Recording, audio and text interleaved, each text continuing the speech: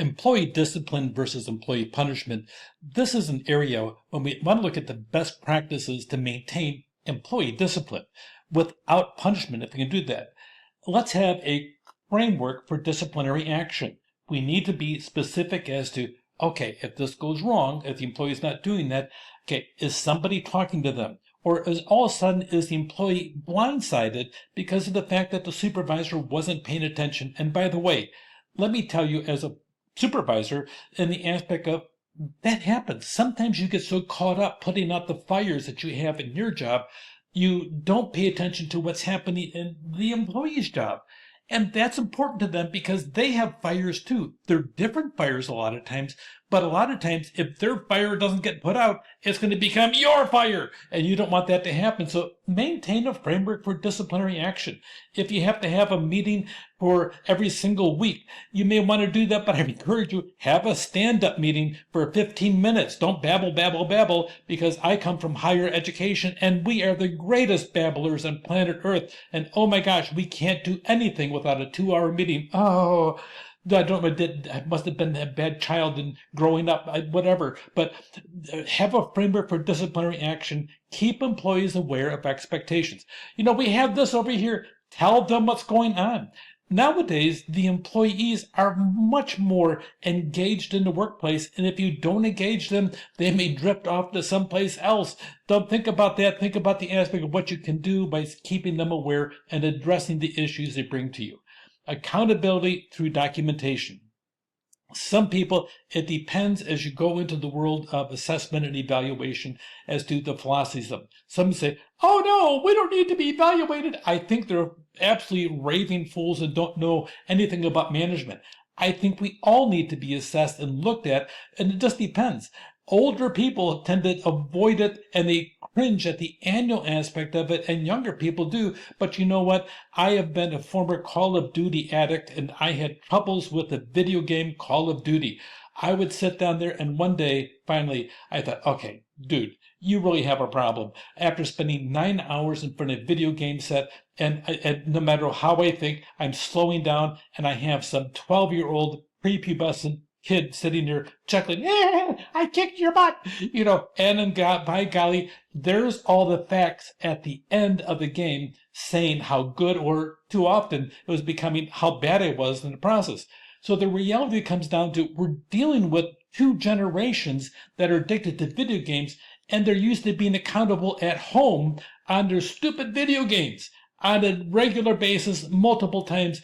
They don't have a problem with being accountable because they're in that realm. And by the way, we always sit there and tiptoe around the aspect of assessment. We don't want to hurt their feelings. No, they have no problem being accountable for what they've done and what they don't do. So have no problem sharing with them, and then also listening to them as well. Record the events, foster that trust, have a good flow of communication, make certain there's constructive feedback.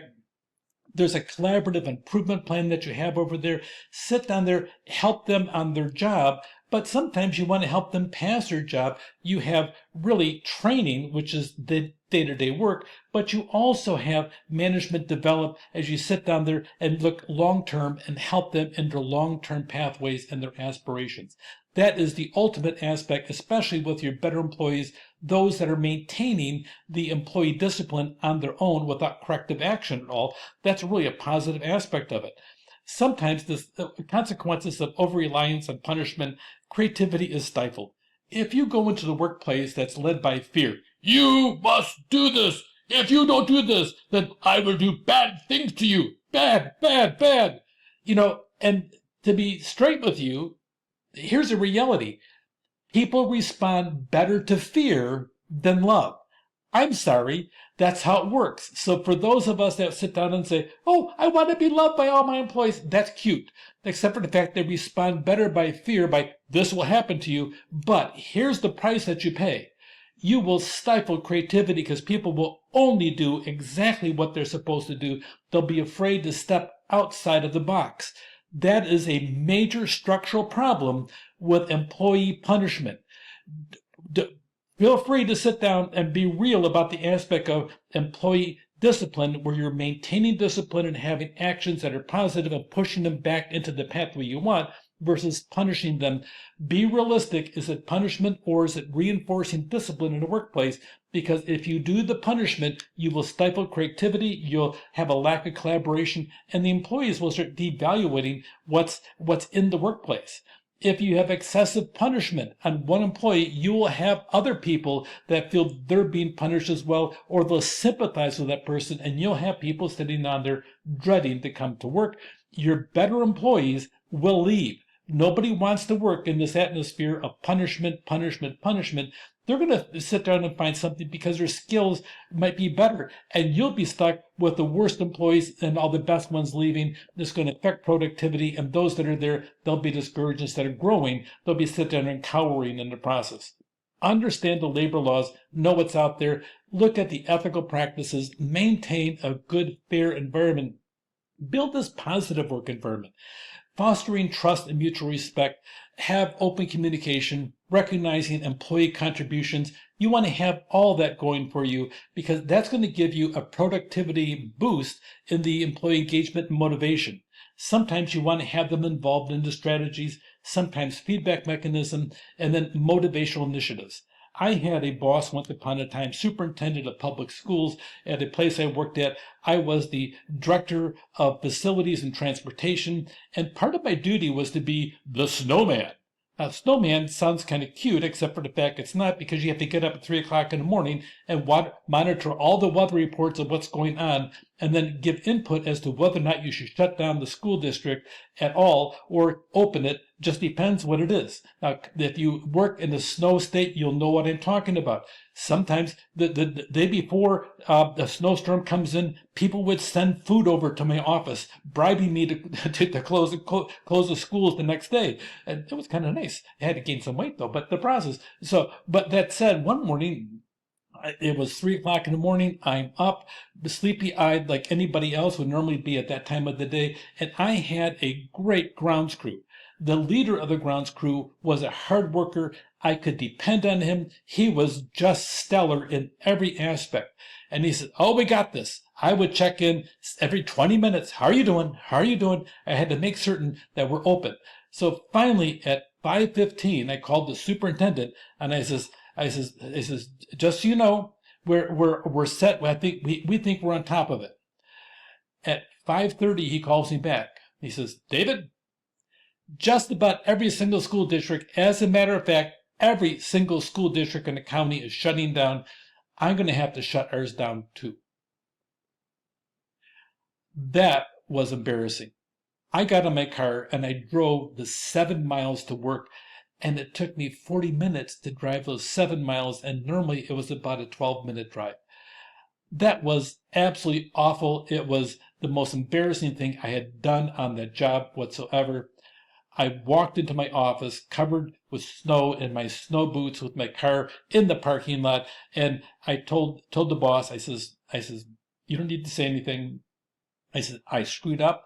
I trusted my employee and he's a good employee." And then the superintendent knew who he was. I says, "But I listened to him. I should have been out there, and I will at this point forward, anytime a snowstorm, I will personally go out and drive the streets and make certain that it's safe for our buses to go." His response was, "Okay, David." That was it. Because of the fact he didn't need to sit down and punish me for what had happened. I was punishing myself, and he knew it because he knew who I was as a person. There will be people that will work in your area that you'll never have to tell what to do almost, because they're self-starters. They'll get things done, and they'll do things well for you because they have an internal sense of discipline about them.